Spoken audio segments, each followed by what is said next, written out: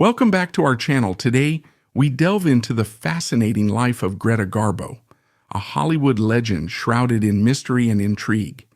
Dubbed the Swedish Sphinx, Garbo mesmerized audiences with her timeless beauty, remarkable talent, and an enigmatic aura that left the world captivated. But behind the dazzling lights of stardom lay a life filled with heartbreak, guarded secrets, and silent battles. From her humble beginnings in the streets of Stockholm to becoming one of the highest-paid stars in Hollywood, Garbo's journey was anything but ordinary. Join us as we uncover the untold stories of her elusive relationships, her rise to fame, and the shocking revelations that emerged after her death. Greta Garbo, originally born as Greta Lovisa Gustafsson, emerged from the gritty streets of Stockholm's working-class neighborhoods, a place far removed from the glitz and glamour of Hollywood. Her upbringing was anything but easy, yet it was this challenging environment that shaped her resilience and ambition. Despite the odds stacked against her, young Greta's innate talent and determination set her apart. She earned a coveted scholarship to the Royal Dramatic Theatre Acting School, a transformative opportunity that opened the door to a world she had only dreamed of. After appearing in a commercial that caught the attention of a film director, 17-year-old Greta Garbo landed a role in a short film titled Peter the Tramp. This opportunity marked the beginning of her ascent, paving the way for her to secure a scholarship at the prestigious Royal Dramatic Theatre Acting School. Around the same time, her older sister Alva, who shared Greta's passion for acting, also began to find success in films. Greta's early career seemed promising. With her role in Peter the Tramp and a scholarship to the Royal Dramatic Theatre, she and her sister Alva, who also found success in acting, brought hope to the Gustafsson family. However, fate soon intervened, casting a shadow over their dreams.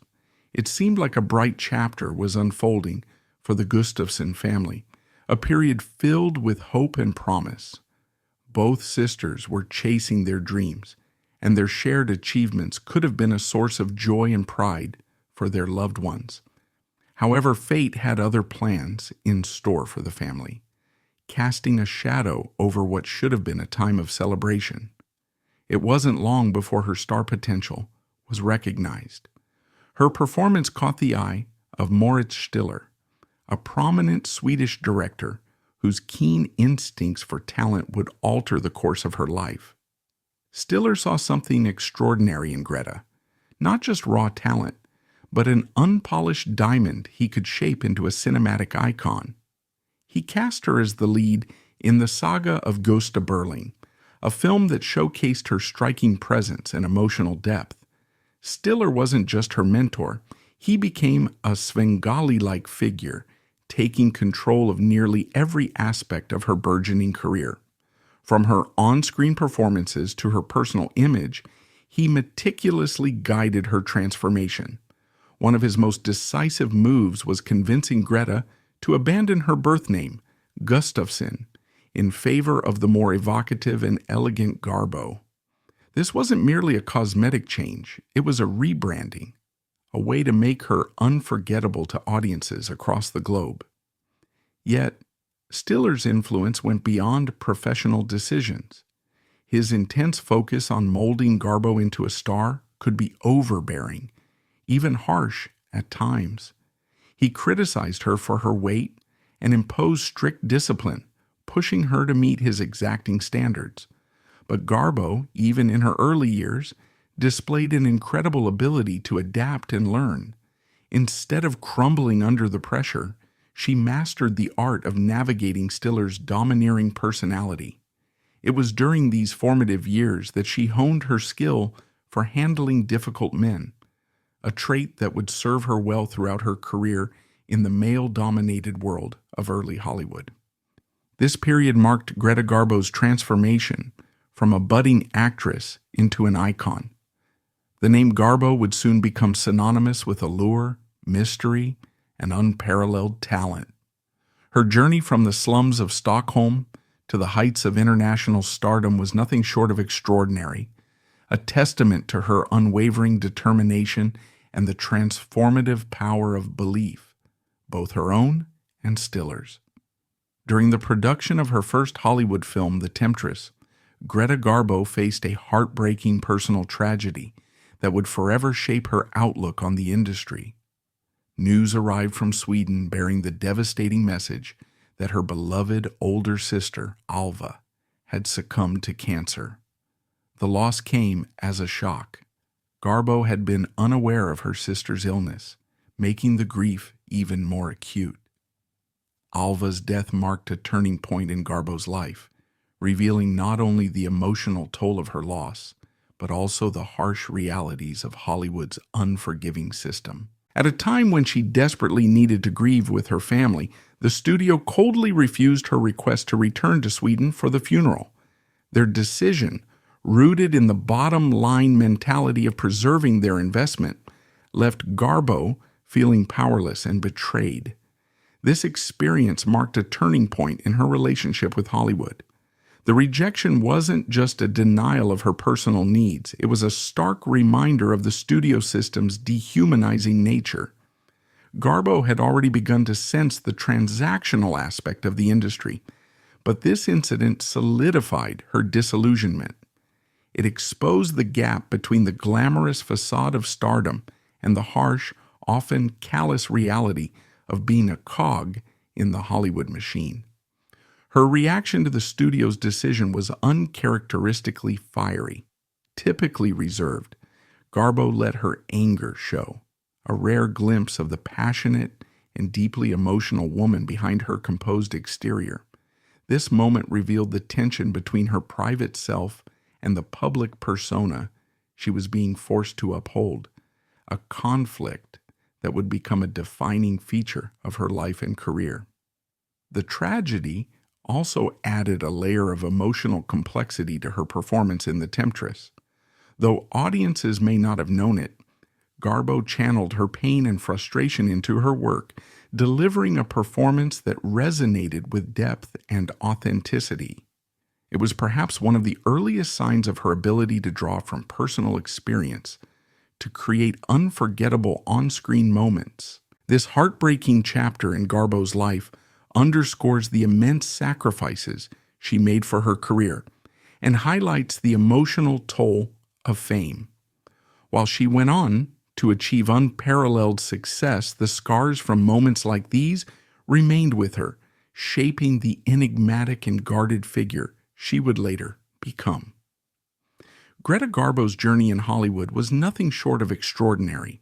It was marked by relentless challenges, stunning victories, and an air of mystery that continues to captivate audiences even today.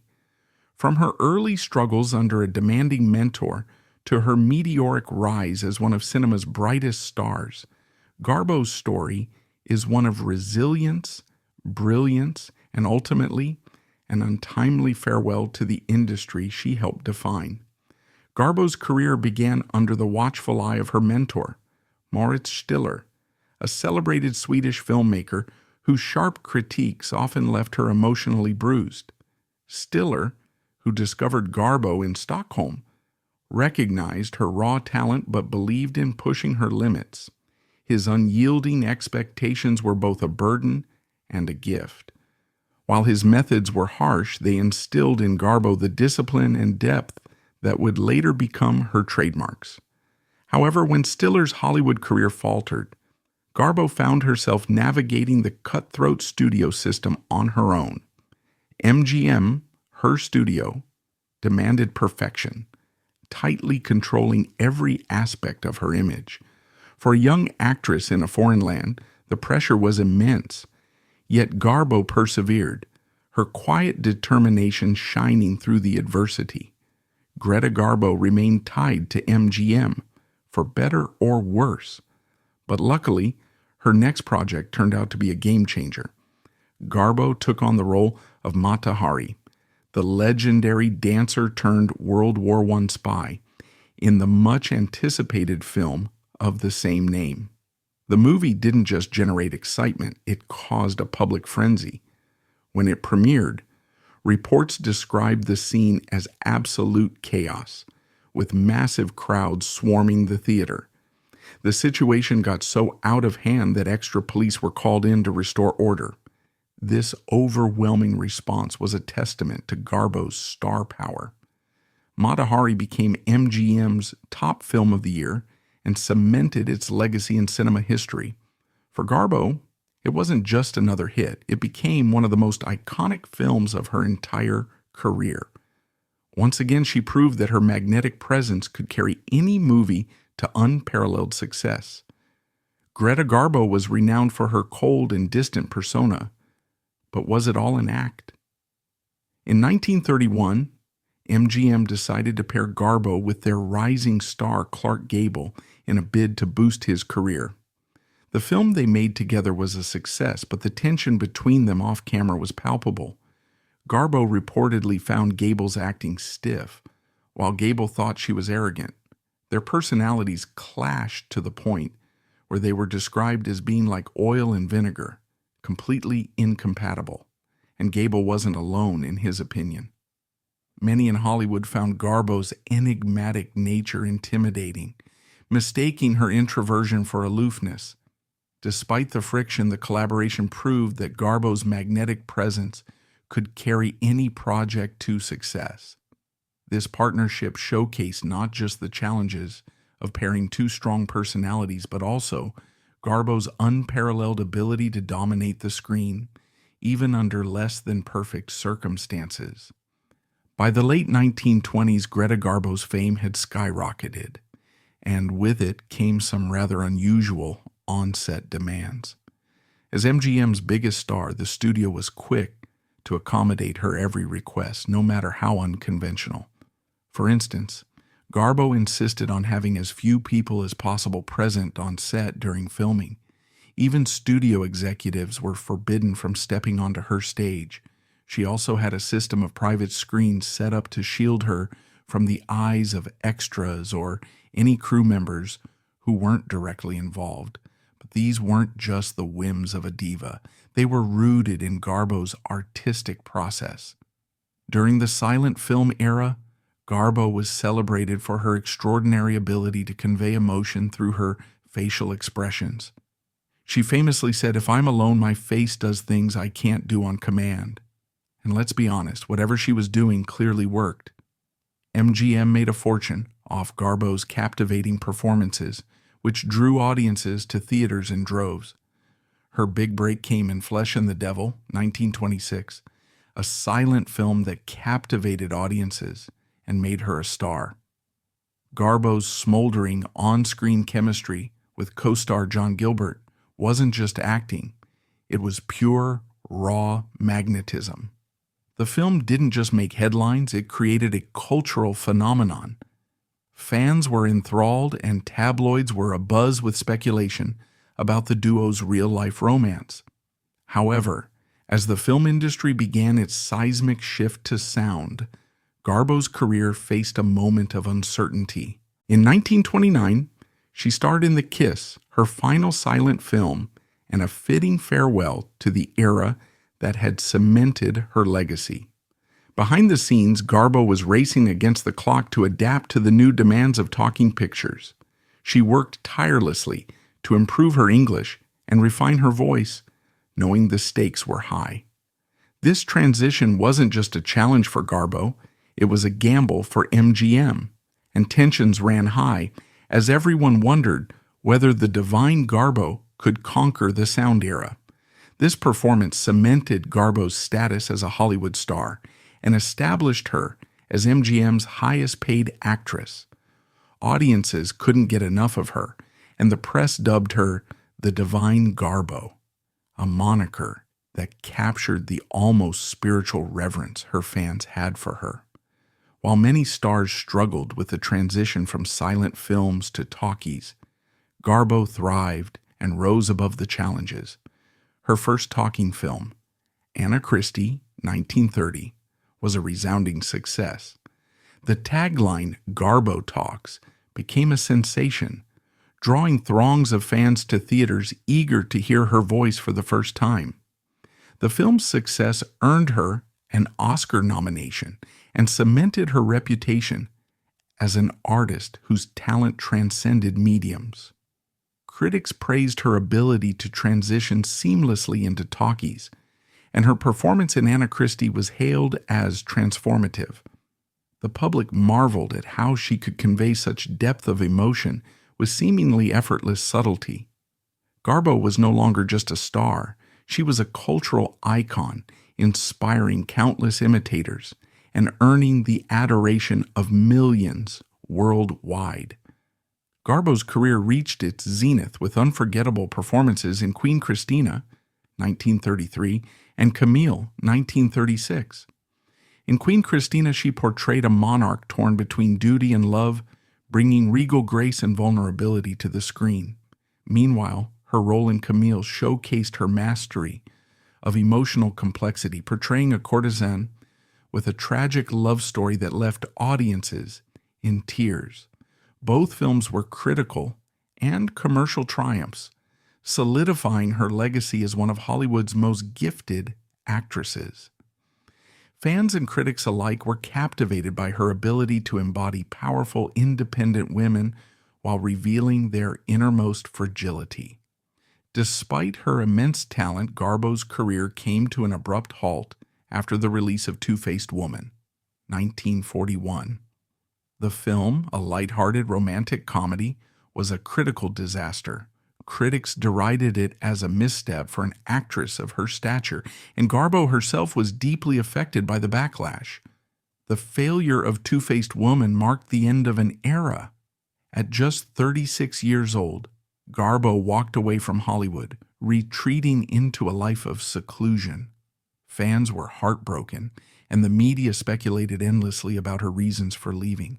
Some blamed the harsh criticism, while others believed she simply grew weary of the relentless demands of stardom.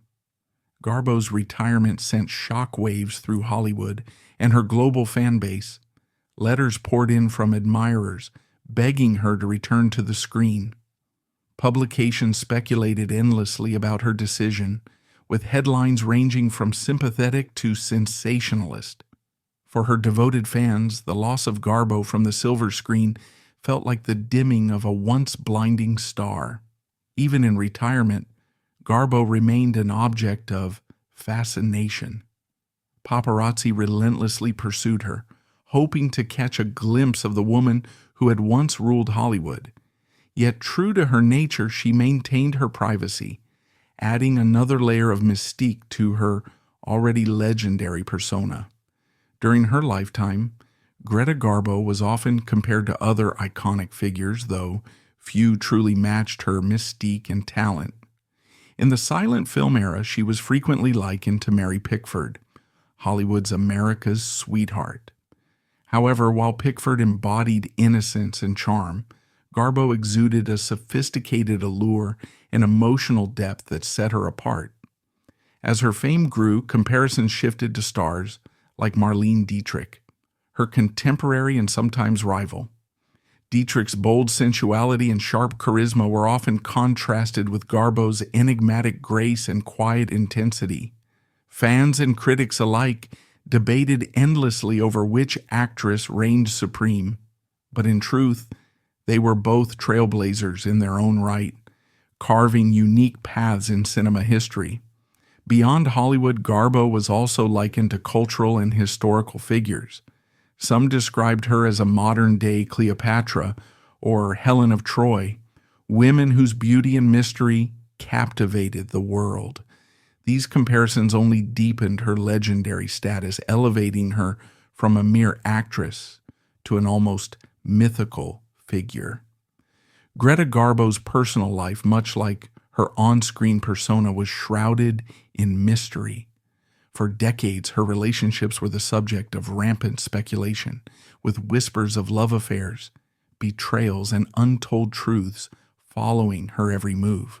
Among the most persistent rumors were those involving her alleged romantic entanglements with women, including the playwright Mercedes D'Acosta and actress Louise Brooks. These speculations, though never publicly confirmed by Garbo, became part of the legend surrounding her. Her relationship with Mercedes d'Acosta was perhaps the most notorious. Mercedes, known for her charisma and boldness, had a reputation for her connections to high-profile women in Hollywood. She and Garbo shared an intense bond that many believe went beyond mere friendship. However, their connection unraveled after the publication of Mercedes's tell-all memoir. In her writings, she made explicit references to their intimacy, something Garbo, fiercely private and deeply sensitive, found unforgivable. The betrayal cut deep, leading Garbo to sever ties with Mercedes entirely. It was a stark reminder of the delicate balance between fame, trust, and personal boundaries that Garbo navigated throughout her life. Garbo's mystique deepened when it was revealed she had quietly played a critical role during World War II. While the world criticized her for her apparent apathy and detachment, the truth was far from what it seemed. Behind the scenes, Garbo had secretly collaborated with British intelligence. Using her access to influential social circles, she helped identify Nazi sympathizers and discreetly passed messages to aid the Allied cause. This revelation, uncovered years later, painted a starkly different picture of Garbo, a woman of courage and conviction operating in the shadows to make a difference. Her wartime efforts also demonstrated the complexities of her character. Garbo was a paradox, someone who valued her solitude, yet carried the weight of moral responsibility when it mattered most. She didn't seek recognition for her heroism. In fact, she allowed the world's misconceptions to persist, preferring to let her actions speak for themselves.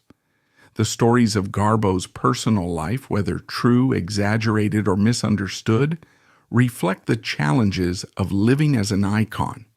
Her relationships, tinged with passion and heartbreak, reveal the vulnerability of a woman often perceived as untouchable.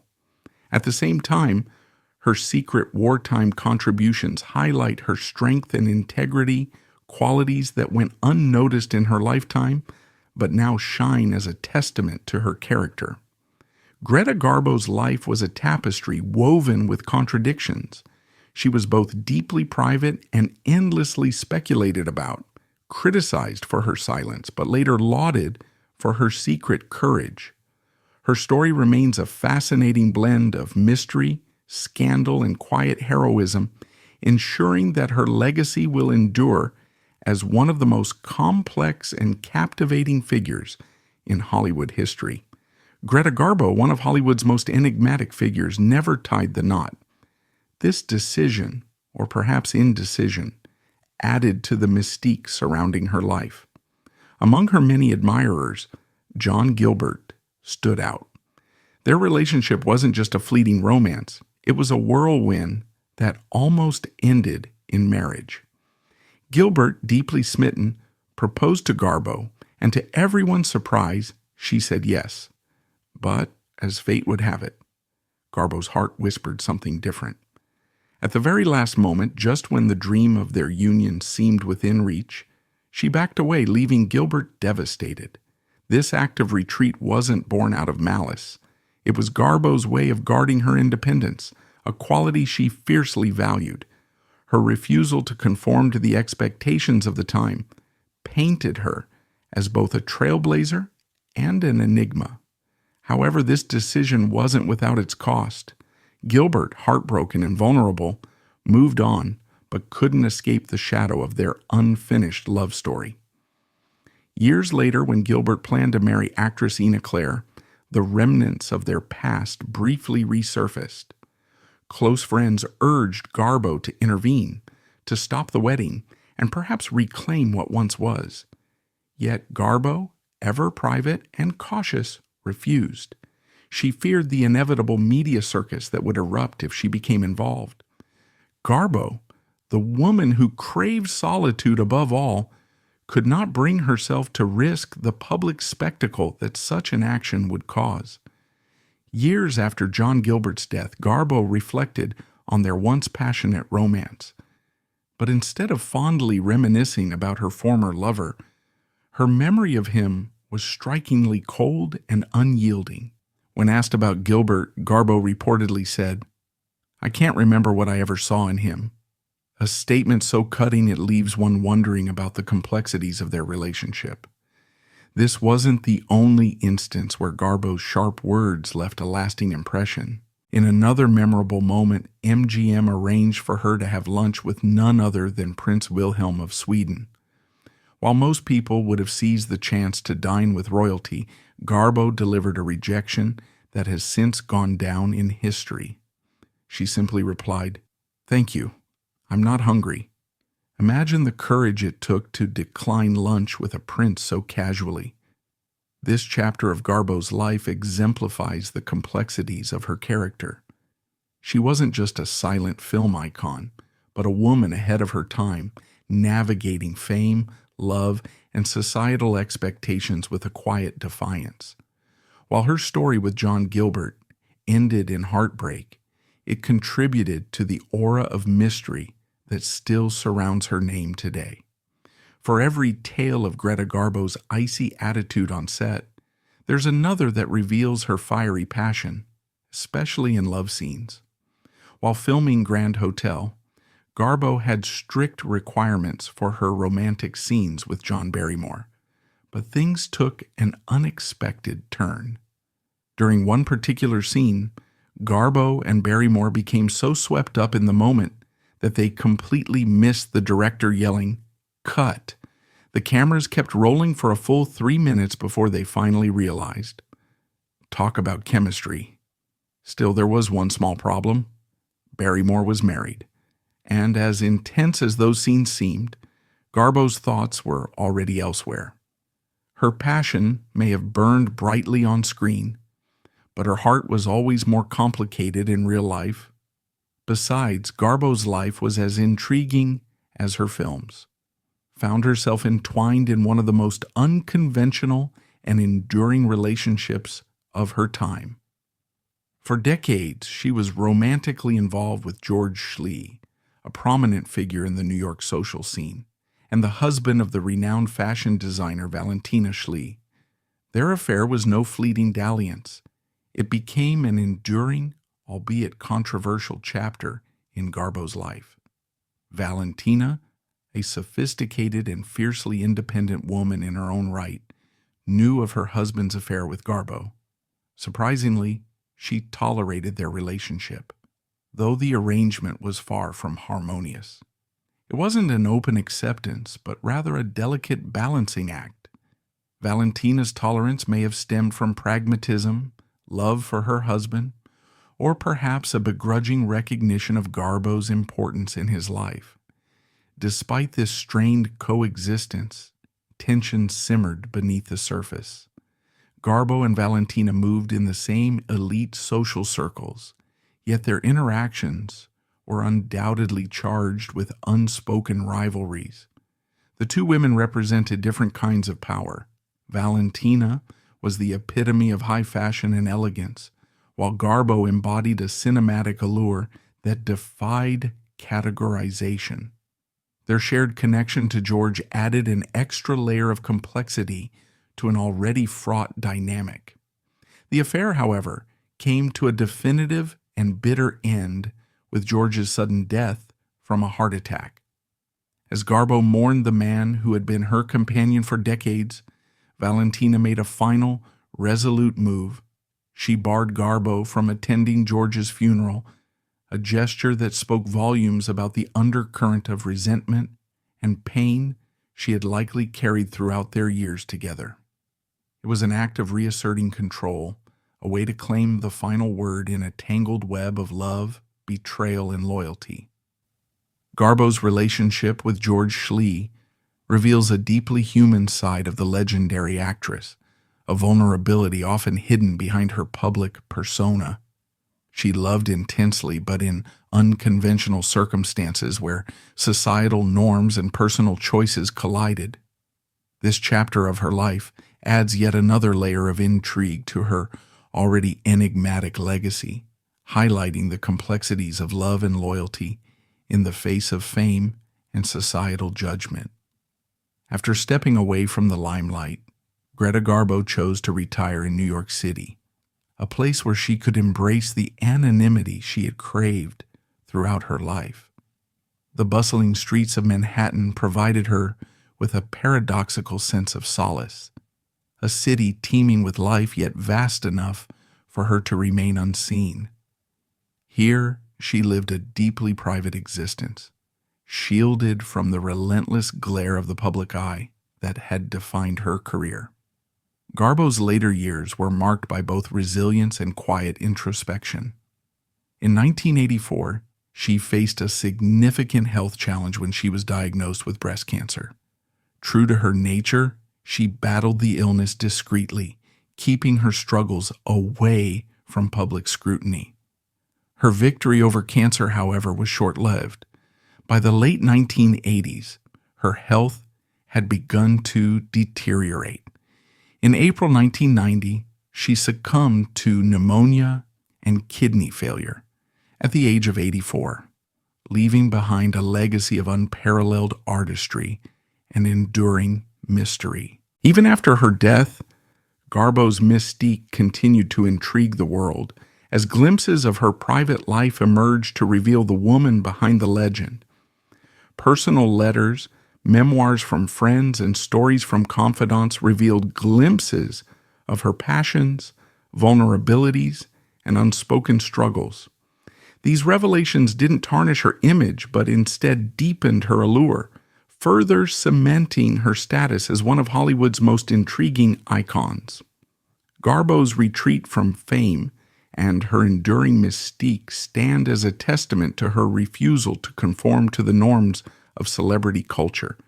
She rejected the spotlight not out of disdain for her fans, but to preserve her authenticity, a rarity in a world that often demands perpetual visibility.